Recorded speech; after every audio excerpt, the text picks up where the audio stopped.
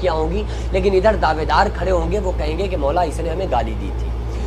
ये अमीर था, हम गरीब थे, हम इसके सामने बोल नहीं सकते थे, तो इसलिए इसने हम पर जुल्म किया था, इसने हमारी खेत की ज़मीन को दबाया था, इसने हमसे ऐसी बात कही थी जो हम गरीब थे, हमारे आंख से आंसू निकले, लेकिन हम इसको जवाब न दे सके। लेकिन मौला आज का दिन जो है वो इंसाफ का दिन है, मालिक यौमिद्दीन, और तू इंसाफ के दिन का हाकिम है। आज फैसला।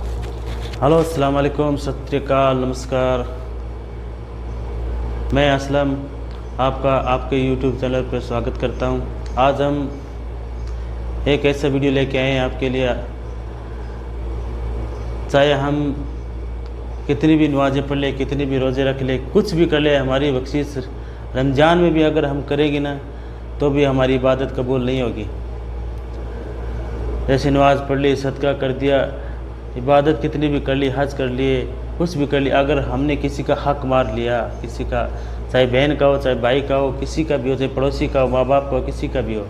तो हमारी इबादत कोई काम की नहीं है, हमारे मुंह पे मार दी जाएगी वो इबादत। इससे अच्छा अल्लाह हमें किसी का हक़ ना खुलाए, किसी का हक़ हमें मत खुलाना। ये वीडियो देखते हैं। कुछ रोज़ेदार ऐसे होते हैं कि जिनको रमज़ान के महीने में भी माफ़ नहीं किया जाता है, वो कितने भी रोज़े रख लें, कितनी नमाज़ें पढ़ लें, कितनी इबादत कर लें, लेकिन रमज़ान जैसे मुक़द्दस महीने में भी उनकी बख्शिश नहीं होती है, अल्लाह तबारक व तआला उनको माफ़ नहीं फरमाता है। अब आप गौर कीजिए कि कहीं उनमें से कोई हमारे अंदर ऐसी कमी तो नहीं है जिसकी वजह से हमारा नमाज़ पढ़ना, तरावीह पढ़ना, इबादतें करना, कुरान की तिलावत करना और हमारा ज़िक्र व अस्कार करना, हमारे रोज़े रखना, कहीं ऐसा ना हो कि सारी हमारी मेहनतें बर्बाद हो जाएं और ये हमारी इबादत हमारे मुंह पर मार दी जाए, यहाँ तक कि हमारी बख्शिश भी ना हो।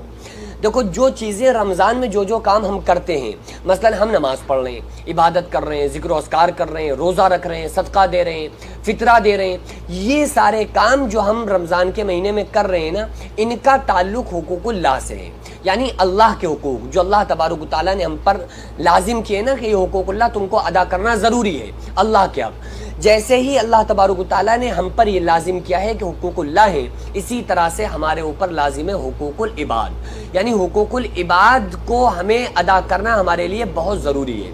हुकूकुल इबाद में से अगर किसी काम को हमने तर्क कर दिया, किसी चीज़ को छोड़ दिया, तो फिर हमारी तमाम इबादतें बर्बाद हो जाएंगी। आप सल्लल्लाहु ताला अलैहि वसल्लम ने एक मरतबा सवाल किया कि मेरे साहबा बताओ तुम में सबसे ज़्यादा मुफलिस इंसान कौन है, गरीब इंसान कौन है? तो साहबा ने अर्ज़ किया कि या रसूलुल्लाह सल्लल्लाहु अलैहि वसल्लम, हम में सबसे ज़्यादा मुफलिस इंसान, गरीब इंसान वो है जिसके पास खाने के लिए खाना ना हो, पहनने के लिए कपड़ा ना हो, रहने के लिए मकान ना हो।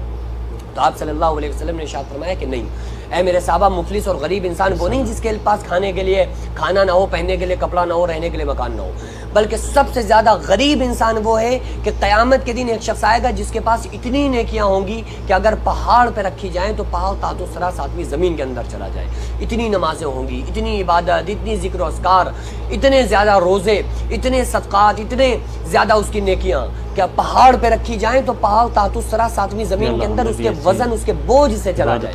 लेकिन आप सल्लल्लाहु अलैहि वसल्लम ने इरशाद फरमाया कि इधर दावेदार खड़े होंगे क़यामत के मैदान में, इधर लोग खड़े होंगे और वो ये कहेंगे कि परवरदिगार आलम, इसने नमाजें बहुत पढ़ी थी, इबादत की थी, ज़िक्र अस्कार किया था, रोज़े रखे थे, लेकिन इसने हमारे हक़ को मारा था। एक माँ कहेगी ये मेरा बेटा था, इसने मेरे हुकूक अदा नहीं किए। बेटा कहेगा कि ये मेरा वालिद था, ये मेरे वालिद साहब थे, इन्होंने हमारे हक़ अदा नहीं किए। बाप के ऊपर जो जैसा कि हुकूक हैं, बच्चों के अच्छा नाम रखना, अच्छी दीन तालीम देना और जब बालिग हो जाए उनका निकाह कर देना। अगर बाप ने हुकूक अदा नहीं किए तो क़यामत के दिन बेटा अपने वालिद का हाथ पकड़ेगा और अल्लाह से कहेगा कि इन्होंने हमारे हक़ अदा नहीं किए। रिश्तेदार अगर हमसे नाराज़ रहते हैं तो वो रिश्तेदार क़यामत के दिन रिश्तेदारों के बारे में सवाल करेंगे कि मौला ये हमारे रिश्तेदार थे, हमने इनके हक़ अदा किए लेकिन इन्होंने हमारे हक़ अदा नहीं किए। पड़ोसी कहेंगे कि इन्होंने हमारे हक़ अदा नहीं किए। तो आप सल्लल्लाहु अलैहि वसल्लम ने इरशाद फरमाया कि ऐसे उस नेक इंसान से जिसके पास इतनी नेकियां होंगी लेकिन इधर दावेदार खड़े होंगे, वो कहेंगे कि मौला इसने हमें गाली दी थी, ये अमीर था, हम गरीब थे, हम इसके सामने बोल नहीं सकते थे, तो इसलिए इसने हम पर जुल्म किया था, इसने हमारी खेत की ज़मीन को दबाया था, इसने हमसे ऐसी बात कही थी जो हम गरीब थे, हमारे आंख से आंसू निकले, लेकिन हम इसको जवाब न दे सके। लेकिन मौला आज का दिन जो है वो इंसाफ का दिन है, मालिक यौमिद्दीन, और तू इंसाफ के दिन का हाकिम है। आज फैसला फरमा दे, आज हमें इससे तू बदला दिलवा, تو آپ صلی اللہ علیہ وسلم نے ارشاد فرمایا کہ اس کے پاس دینے کے لیے وہاں کوئی بدلہ نہیں ہوگا۔ اگر کسی نے کسی کو تھپڑ مارا تو اس کا کیا بدلہ ہوگا؟ اگر کسی نے کسی کے پیسے مارے تو وہاں پیسے موجود نہیں ہیں جو اس کو پیسے واپس کر دیں، اور اللہ تبارک و تعالیٰ کہے گا نا کہ اس کا جو حق مارا تھا اس کے پیسے لا کے دو، اس کا یہ جو چیز لی تھی اور اس کا حق ادا نہیں کیا اس کی ادا کرو۔ تو کہے گا کہ مولا وہ ہماری جو چیزیں، جو نعمتیں اور جو دولت تھی وہ تو دنیا میں ہے، تو وہ کہے گا مولا اجازت ہو تو ہم دنیا سے لے کر آئیں، اپنے گھر سے لے کر آئیں۔ تو اللہ فرمائے گا وہ تیرا گھر، تیرا مکان، تیری دنیا وہ تو سب ختم ہو چکا ہے، وہ تو قیامت کی وجہ سے سب دھرم بھرم ہو چکا ہے، اب تو کہاں سے لائے گا؟ وہ دنیا ہی باقی نہیں ہے۔ تو پھر اللہ تبارک و تعالیٰ اس انسان کی نیکیوں میں سے نیکیاں دینا شروع کر دے گا، یہاں تک کہ آپ صلی اللہ علیہ وسلم نے ارشاد فرمایا کہ اگر کسی نے کسی کے 5 پیسے ناجائز مار لیے، 5 پیسے، تو اس کی 700 مقبول نمازیں چلی جائیں گی۔ اللہ اکبر۔ اور پتہ نہیں زندگی میں ہماری 700 قبول ہوئی بھی کہ نہیں، نماز پڑھنا بڑی بات نہیں، قبول ہونا بڑی بات ہے۔ تو آپ صلی اللہ علیہ وسلم نے ارشاد فرمایا 5 پیسے ناجائز مار لیے تو 700 مقبول نمازیں چلی جائیں گی۔ اب آپ غور کیجئے کہ اگر کسی نے کسی کا 1 روپیہ مار لیا تو کتنی بڑی اس کی سزا ہوگی،